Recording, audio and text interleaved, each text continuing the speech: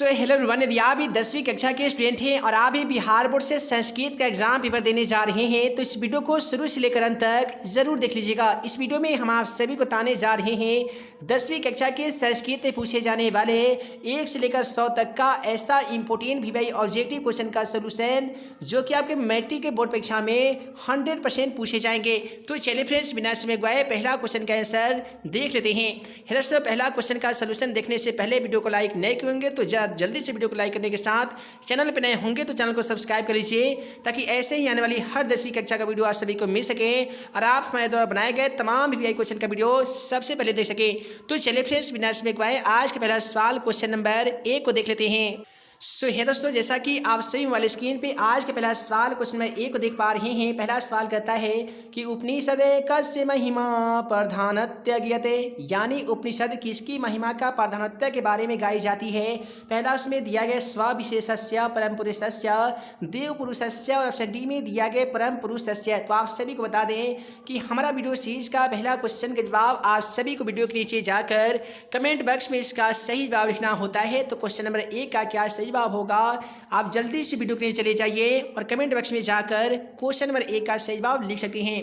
उसके बाद में अगला सवाल क्वेश्चन 2 को देख लीजिए कि मंगलम पाठे कति मंत्र संकलितः सन्ति, यानी मंगलम पाठ में कितने मंत्र संकलित है। तो आप सभी को मालूम होगा कि मंगलम पाठे पंच मंत्र संकलितः सन्ति, यानी मंगलम पाठ में पूरे 5 मंत्र संकलित है। उसके बाद में अगला सवाल क्वेश्चन 3 को देख लीजिए। दोस्तों, अगला सवाल क्वेश्चन 3 क्या कहता है कि कस्य महापुरुषस्य जन्मस्थान पाटलिपुत्रे अस्ति। तो आप सभी को मालूम होगा कि यानी वो कौन ऐसे महापुरुष है जिनका जन्म स्थान पाटलिपुत्र यानी पटना में है। तो यहाँ पे क्वेश्चन 3 का सही जवाब क्या हो जाएगा, तो संत गुरु गोविंद सिंह से हो जाएगा, क्योंकि आप सभी को मालूम होगा कि सिख संप्रदाय के 10वें गुरु गोविंद सिंह का जो जन्म स्थान है वो पाटलिपुत्र यानी पटना में है। उसके बाद में आइए अगला सवाल क्वेश्चन नंबर 4 को देख लेते हैं। दोस्तों, अगला सवाल में पूछा गया है कि कस्य काले पाटलिपुत्र से रक्षा व्यवस्था संपन्नम आसीत, यानी किसके शासन काल में पाटलिपुत्र यानी पटना की रक्षा व्यवस्था संपन्न थी। तो आप सभी को बता दें कि चंद्रगुप्त मौर्य से पाटलिपुत्र से रक्षा व्यवस्था संपन्नम आसीत, यानी चंद्रगुप्त मौर्य के शासन काल में पाटलिपुत्र यानी पटना की रक्षा व्यवस्था संपन्न थी। उसके बाद में अगला सवाल क्वेश्चन 5 को देख लीजिए। क्वेश्चन 5 कहता है कि अलस कथा पाठ कुत्र संकलितः, यानी अलस कथा पाठ कहाँ से संकलित है। दोस्तों, याद रखिएगा कि अलस कथा पाठ पुरुष परीक्षात कथा संकलितः अस्ति, यानी अलस कथा पाठ जो है ये पुरुष परीक्षा नामक ग्रंथ से संकलित है। उसके बाद में अगला सवाल 6 को देख लीजिए कि शंकर चरितस्य रचनाकारकः, यानी शंकर चरित्र के रचनाकार जी कौन सी है। तो याद रखिएगा शंकर चरितस्य रचनाकार पंडित क्षमावावकः, यानी पंडित क्षमाराव जी जो है ये शंकर चरित्र के रचनाकार माने जाते हैं।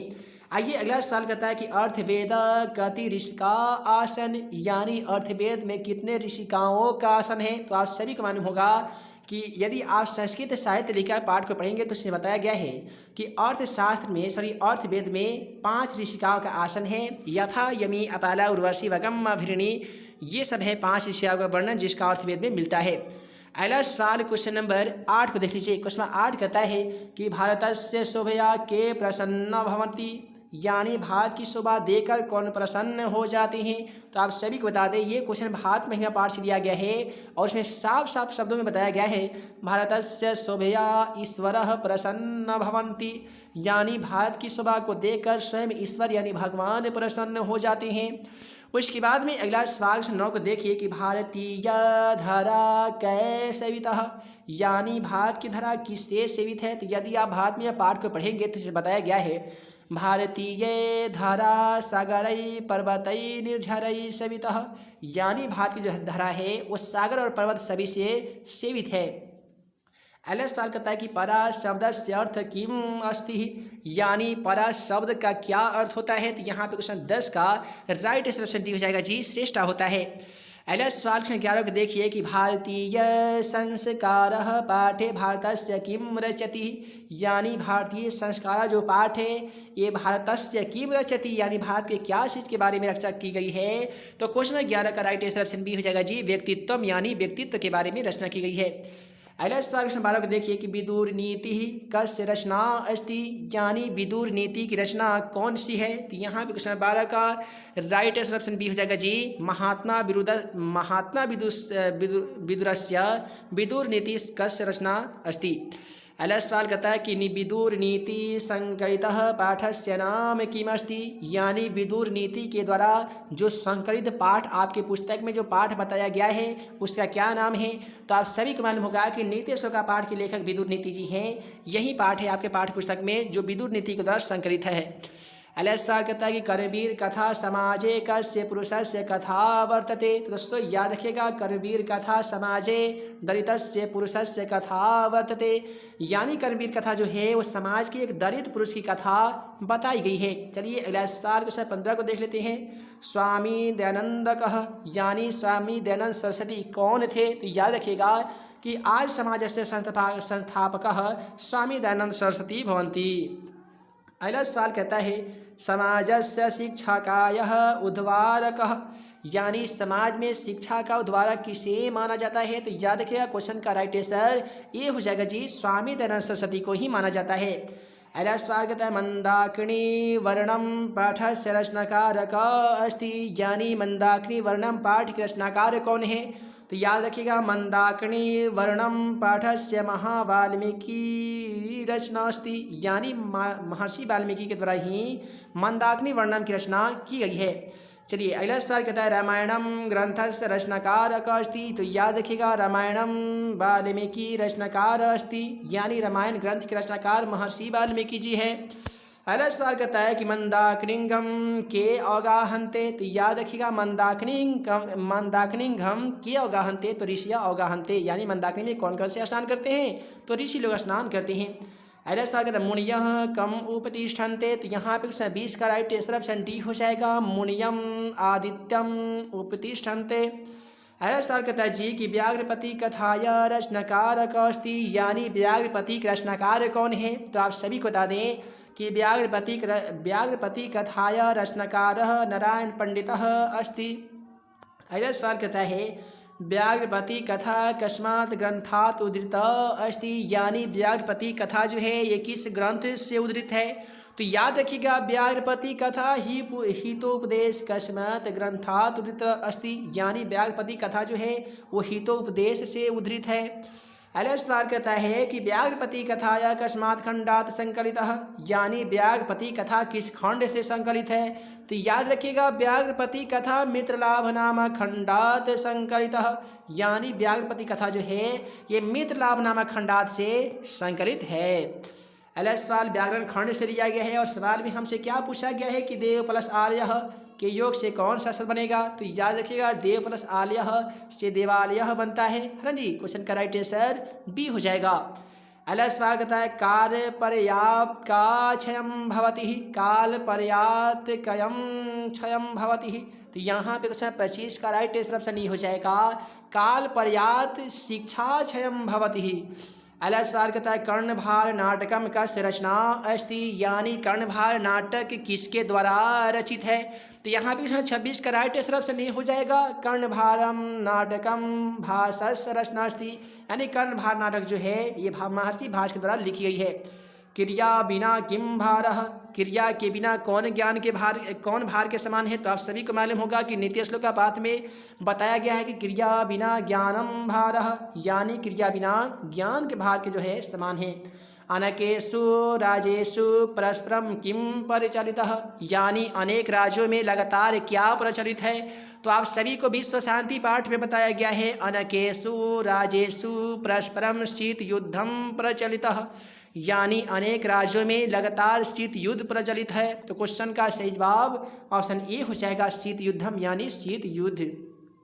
अगला सवाल क्वेश्चन 29 को देख लीजिए। क्वेश्चन 29 क्या कहता है जी कि वेद रूपम शास्त्रम किम भवति, वेद रूपी जो शास्त्र होते हैं उसे क्या कहते हैं। तो याद रखिएगा जी कि वेद रूपी शास्त्र को नित्यम कहा जाता है, नित्य कहा जाता है जी। चलिए अगला सवाल 30 का था दात्री शब्द का सप्तमी विभक्ति में एक वचन में रूप क्या हो जाता है। तो क्वेश्चन 30 का राइट आंसर भी हो जाएगा दात्री। यहाँ से जल्दी जल्दी क्वेश्चन का देखेंगे क्योंकि ये व्याकरण खंड से लिया गया है। त्रियी पद में मूल शब्द निम्नलिखित में से कौन सा हो जाएगा। तो याद रखिएगा क्वेश्चन का राइट आंसर 3 हो जाएगा। चलिए अगला सवाल, देव शब्द का षष्ठी एक वचन में क्या हो जाएगा? तो देव शब्द का जो रूप है वो षष्ठी जब हम लोग एक वचन में जाती हैं तो देवस्य बन जाता है, देव का अस्यः। युष्माकम का मूल शब्द क्या होता है? तो याद रखिएगा 100% क्वेश्चन देखने को मिल सकता है। युष्माकम का हो जाएगा इदम। रामेण सह सीता अपि वनम गतवती, रामेण सह सीता अपि वनम गतवती में कौन सा सूत्र का यूज किया गया है? तो क्वेश्चन 34 का राइट आंसर ऑप्शन ए हो जाएगा, सहार्ते तृतीया। चलिए, भारतः प्रकृत्यः एवं सुंदरम में कौन सा सूत्र का यूज किया गया है? तो क्वेश्चन 35 का राइट आंसर ऑप्शन बी हो जाएगा, प्रकृत्याभि उपसंख्यानम।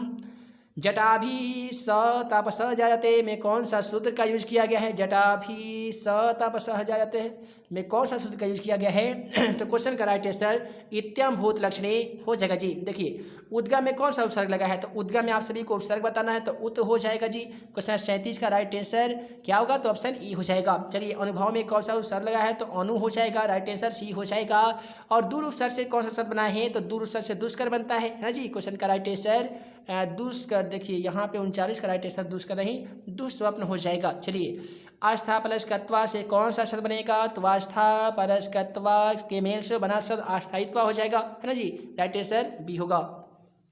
अगला सवाल, क्री प्लस कत्वा से कौन सा शब्द बनेगा? तो ये कृत्वा हो जाएगा, राइट आंसर डी हो जाएगा।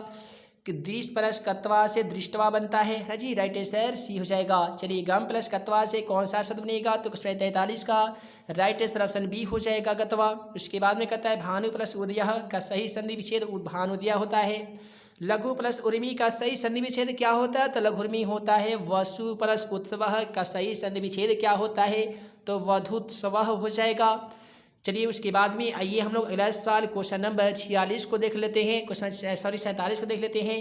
उपकृष्णम में कौन सा समास का यूज किया गया है? तो 47 नंबर सवाल का राइट आंसर ऑप्शन सी हो जाएगा। इसका पहला पद अव्यय है, इसलिए अव्ययी भाव समास हो जाएगा। पीताम्बरः में कौन सा समास लगा हुआ है? तो यहाँ पे क्वेश्चन 48 का राइट आंसर ऑप्शन बी हो जाएगा, बहुव्रीहि समास। इति हरि में कौन सा समास का यूज किया गया है? तो क्वेश्चन 49 का राइट आंसर ऑप्शन बी हो जाएगा, अव्ययी भाव समास। वीणा पाणी का समास का नाम लिखिए। तो दोस्तों, आप सभी को मालूम होगा कि जिस सामाजिक शब्द का कोई भी पद प्रधान ना हो, उसका दोनों पद की मिलकर किसी अन्य पद की ओर हमें निर्देशित करता है, तो बहुव्रीहि समास हो जाता है। तो यहाँ पे राइट आंसर ऑप्शन नहीं हो जाएगा जी, बहुव्रीहि समास। तो दोस्तों, आज की इस वीडियो में हम लोगों ने देखा काफ़ी मजेदार तरीके से संस्कृत का 1 से लेकर 50 तक का ऐसा इंपोर्टेंट वीवीआई ऑब्जेक्टिव क्वेश्चन का सलूशन जो कि आपके मैट्रिक के बोर्ड परीक्षा में 100% पूछे जा सकते हैं। दोस्तों, आशा है आज का वीडियो आप सभी को पसंद आया हो तो वीडियो को लाइक करें, अपने दोस्तों में शेयर करें। ऐसे ही नए नए वीडियो पाने के लिए आप हमारे YouTube channel math and magic tips को सब्सक्राइब करना बिल्कुल ना भूलिएगा। तो ये दोस्तों, हम जल्द मिलेंगे संस्कृत का एक और वीडियो लेक्चर के साथ। तब तक के लिए आप तमाम छात्र छात्राओं को वीडियो देखने के लिए बहुत बहुत धन्यवाद।